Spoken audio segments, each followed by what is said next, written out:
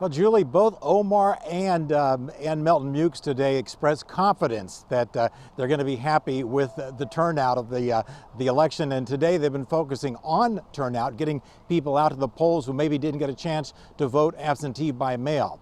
Now, Omar started her day down at the Mercado Central on Lake Street, talking to some of the Latino business owners, workers, and customers. While she was there and being followed around by the news cameras, she did give squirts of hand sanitizer to everybody that she shook hands with at the Mercado.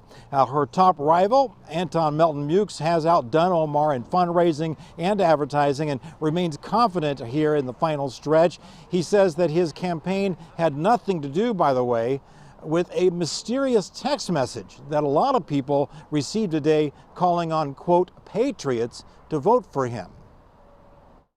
All residents should exercise the vote of their choice, and we don't have to get into name calling with anyone. Calling someone a patriot or not, that's not consistent with our campaign. We wholly reject that. Everything in this primary has felt troubling, not just the amount of money that's coming in, but the very overt xenophobic messaging. And so this is just, an expansion of that. Now, it's not clear whether that text message, the mystery text message, was an effort to try to get Republicans to cross over and vote in the Democratic primary instead here in the 5th District. There is a Republican primary in the 5th District as well. Lacey Johnson, who's very well funded and endorsed by President Trump, is expected to win that one easily, and then he'll face the winner of the Melton Mukes-Omar race in November. Back to you.